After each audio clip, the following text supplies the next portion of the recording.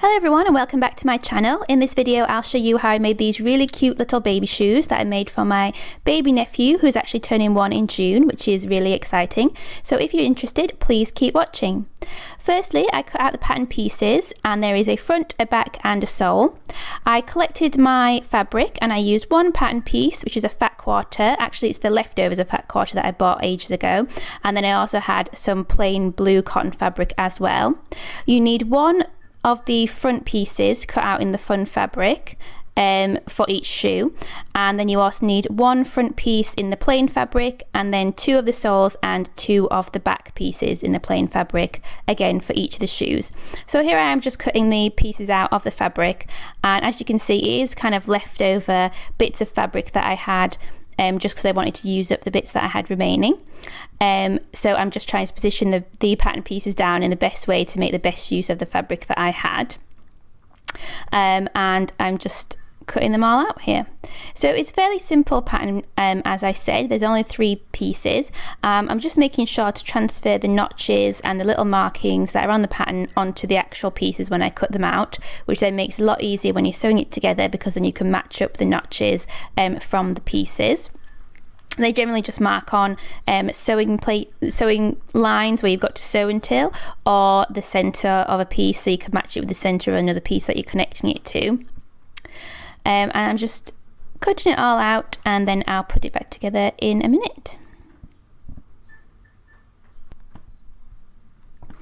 I'm honestly not sure how much wear babies get out of shoes, and these are quite soft shoes because they're just fabric with no solid sole to them, so they kind of ended up looking a lot more like slippers, which might be a lot more appropriate for a child that probably can't walk yet, but obviously it just kind of depends, and they're just kind of cute.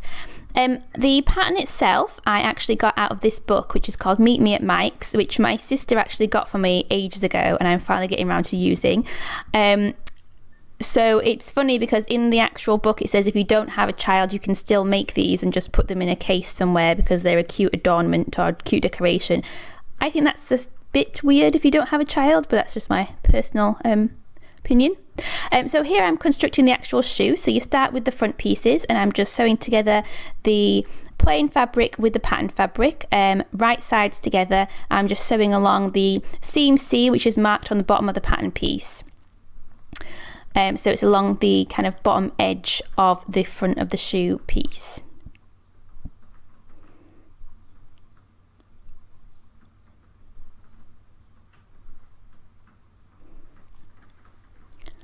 And then once it's done, I'm just trimming off some of the slight bits of excess fabric and also the spare threads, and then all I needed to do then was just to iron it flat, just to make sure that the seams would lie nice and flatly.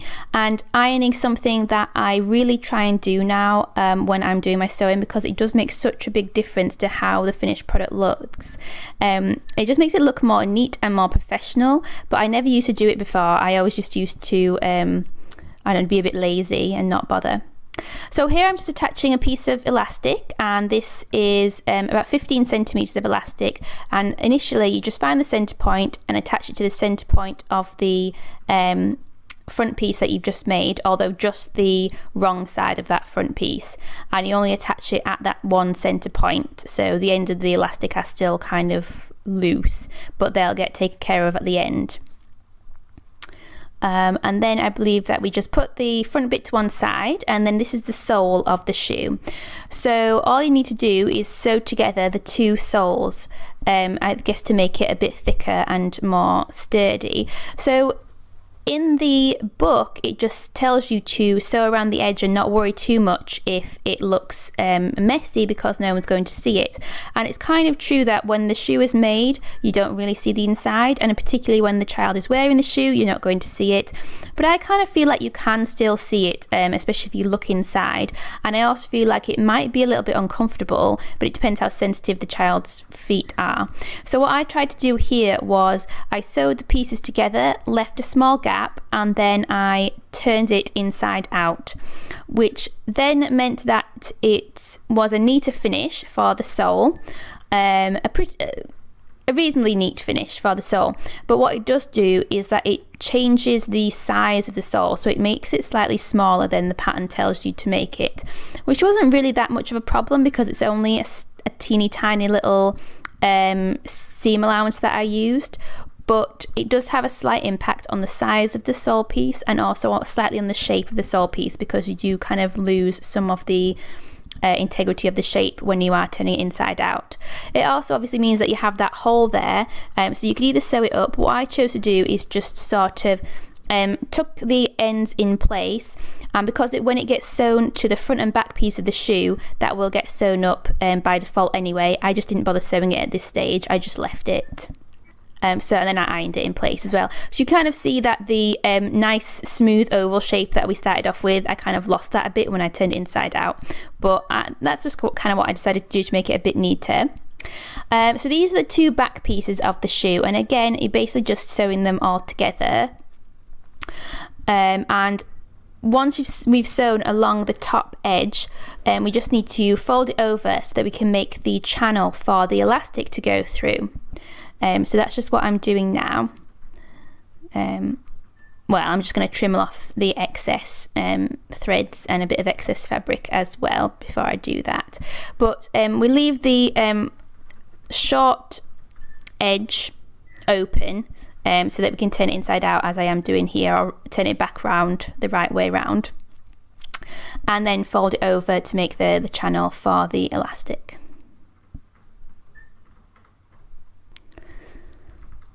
It only comes in one size, this pattern, so I honestly don't know how big baby feet are when they're a year old. It can kind of look stuff like that up. I have looked a lot of those kind of measurements up for my niece when I was making dresses and things for her, and you can get a rough idea. And I've also gone into shops and kind of measured clothes in shops and kind of compared and used that as a guide.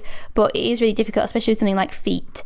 I don't know. It's hard to know if these are going to fit, but this is the only size that I had.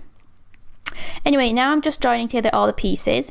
So this is where all the notches and the markings on the pattern pieces came in handy, because I just need to, I realise I'm doing it wrong, I just need to sew together first of all the front of the shoe with the sole of the shoe. It's a little bit fiddly just because it is all on a curve now, and you're just having to kind of ease it into place, pin it into place, and then sew around that edge. And it's not very big because obviously it's just a tiny little shoe, and that makes it a little bit fiddly. But it's not that difficult really. Like I said, it's just a bit fiddly.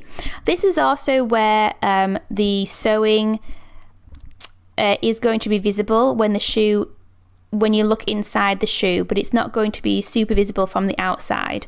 So I tried to keep it as neat as possible, but again, I did feel like there was some messy edges that I wasn't totally happy with, and if I had chance to experiment a bit more, then I would have done, and I would have tried to make it a little bit neater. But overall, it's come out pretty good. And then you just kind of do the same for the back of the shoe, but obviously you sew it onto the back of the sole rather than the front of the sole.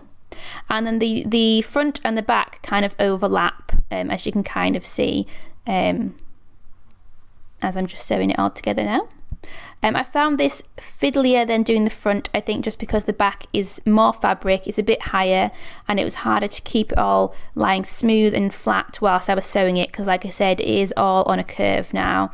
So the book told you to take it nice and slowly because it's on a curve, so I think I just sped right up because I hate sewing slowly. Then turned it back right way around, and then all you need to do is get the elastic that you had from before and then push it through that channel that we created for the elastic. And the way they recommend to do this is put a safety pin on one end of the elastic and feed it through, pull it all the way through, and then sew the ends of the elastic together, which again is a bit fiddly just because the elastic really wants to bounce back to where it was, but you've got to keep hold of it so that you can sew the two ends together. But once you're done and you've just trimmed off any loose threads, and you just kind of open the shoe all out and get it all into position, it's done. And it's really that simple, and it was actually a pretty easy project, and I am pleased with the finished results, and I just hope that they fit.